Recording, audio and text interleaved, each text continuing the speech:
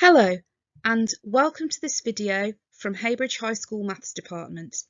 This video is about the multiplication of a vector by a scalar, including parallel vectors. We're going to begin by looking at some vectors and looking at how we multiply column vectors. So we're going to let vector A be 6, 4. We're going to let vector B be 3 minus 2. And we're going to let vector C be minus 9, minus 7. So what we're going to do is we're going to multiply these vectors by scalars. And a scalar is just a scale factor. So we're scaling the vector up or we're scaling it down. So this first one, 3a, so I'm going to multiply a by 3. So I'm going to do 3 times 6, 4. And when I multiply a vector by a scalar, I multiply both the top and bottom components by the scalar.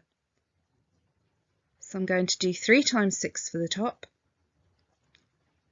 and 3 times 4 for the bottom. And that's going to give me 3 times 6 is 18 and 3 times 4 is 12.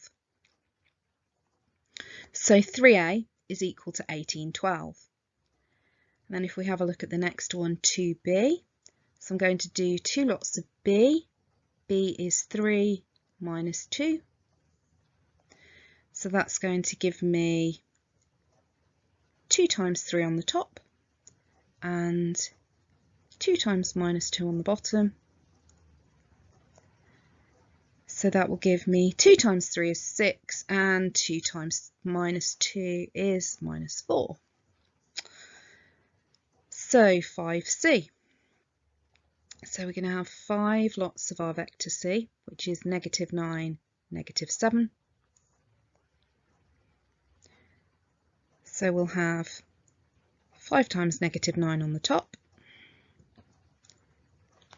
5 times negative 7 on the bottom.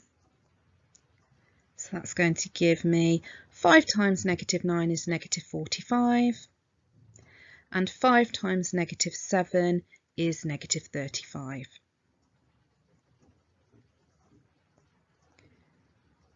Okay, now we're going to find a half of A. So we're going to do a half times the vector 6, 4. So that will give me a half times 6 on the top and a half times 4 on the bottom.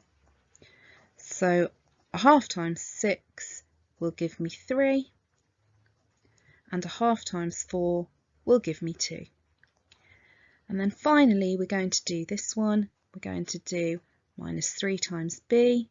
So I'm going to have minus 3 lots of the vector 3, negative 2. So that will give me negative 3 times 3 on the top and negative 3 times negative 2 on the bottom. So that will give me negative 9 on the top and 6 on the bottom. So that's how we multiply a vector by a scalar. So as you can see here on this grid, we've got a number of parallel lines. We've got a number of parallel vectors. So what we're going to do is we're going to write these vectors in column form, and by doing that, we're going to be able to see that vectors that are parallel are scalar multiples of each other. So I'm going to call this blue vector A. I'm going to call this green vector B. Let's call the red vector up here C and the brown vector down here D. Okay, so let's start off. We're going to write A as a column vector. So for A, so in the horizontal direction, I start at 0 and I go across to 10. I'm moving to the right. So the top component of my vector will be 10, and I'm moving in the vertical direction from 0 to 10, so the bottom component of my vector will also be 10. Now let's have a look at B. So B, I'm moving to the left, I'm moving from 20 to 10, so I'm moving 10 units to the left, so the top component of my vector will be negative 10. And I'm also moving downwards in the vertical direction, so I'm moving from 10 to 0, so the bottom component of my vector will also be negative 10. I could actually factorise that to get B in terms of A. So if I look at negative 10, negative 10, if I take out negative 1 as a factor, then I would be left with negative 1, 10, 10, which I would actually just write as negative 10, 10. And I could write that as negative A. And that shows me that B is a scalar multiple of A. So A and B, as you can see from the diagram, are parallel vectors. So let's have a go at C. So for C, I'm moving 5 to the left. So the top component of my vector will be negative 5. And I'm also moving down 5 units in the vertical direction. So my bottom component will also be negative 5. And I could write that as negative a half, 10, 10, which would be negative a half A. So again, we can see that C is parallel to A and it's a scalar multiple of A. Now, if we move on to D, so D is 5 units to the right and 5 units up. So D as a column vector is 5, 5. And that would be half of 10, 10, which would be a half A. So we can see from that D is parallel to C, and A and B.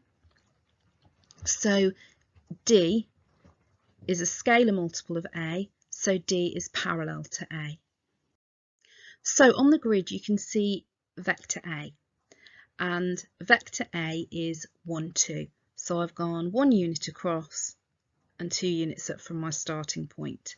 So question A is asking me to draw the vector 2A on the grid. So 2A, so I'm going to go twice as far across. So I'm going to go 2 units across, and then I'm going to go twice as far up. So I'm going to go 4 units up. And that would be my vector 2A. So writing 2A as a column vector, that's going to be 2 lots of vector A. And as we just said, it's twice as far across and twice as far up. So that's going to give me 2, 4. Now we need to draw the vector 3A on the grid. So for A we go 1 to the right.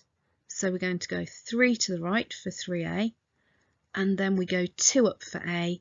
So we're going to go 6 up for 3A.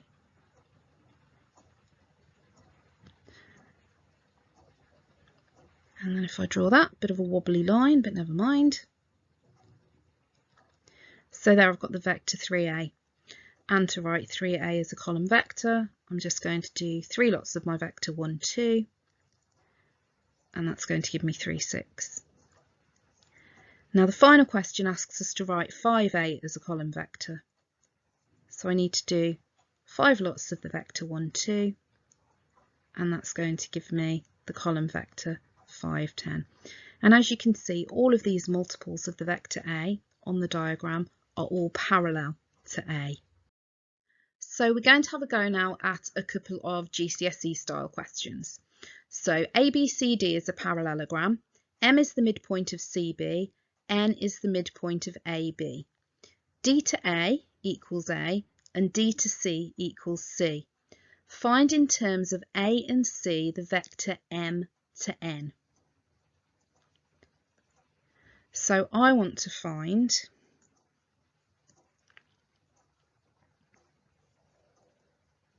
this vector.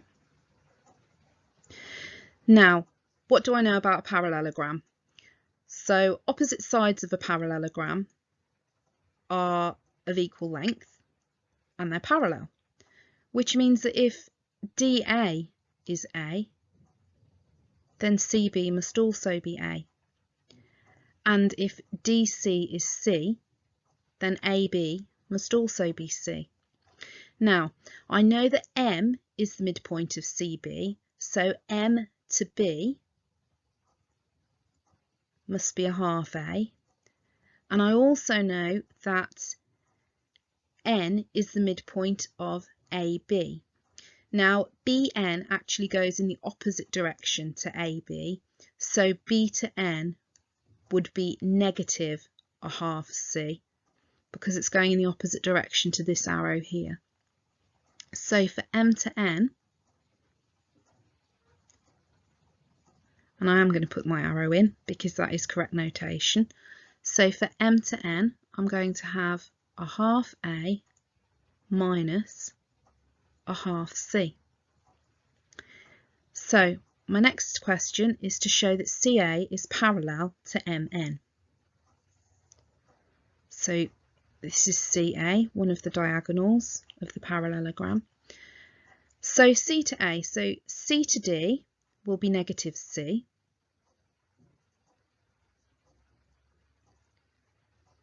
And then D to A will be A. So I could write that as A minus C. Now, if I have a look at MN, I can actually take out a factor of a half from MN. And that will give me a half A minus C. And C to A is A minus C. So MN is actually equal to a half CA. So because CA is a scalar multiple of MN, the two vectors are parallel, and you would need to write a sentence which stated that in your answer.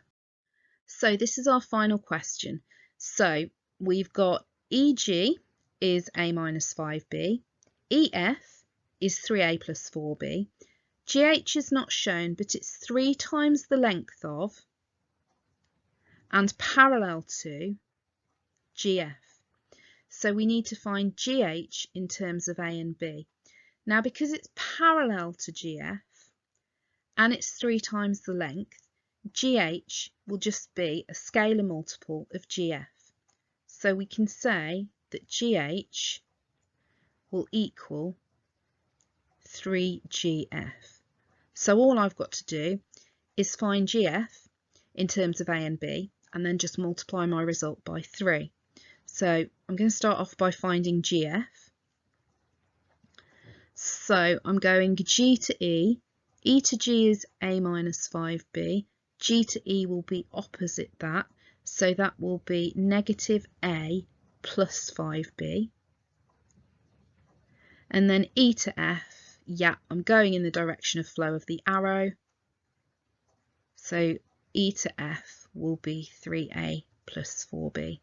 So I'm going to simplify that. So I've got negative A plus 3A, that's going to give me 2A, and then 5B plus 4B will give me 9B. So G to F is 2A plus 9B. Now I need to find GH, and I've already said that that's 3 lots of GF, so that will be 3 lots of 2A add 9B. And if I multiply that out, that will give me 6A plus 27B. So my answer will be 6A plus 27B.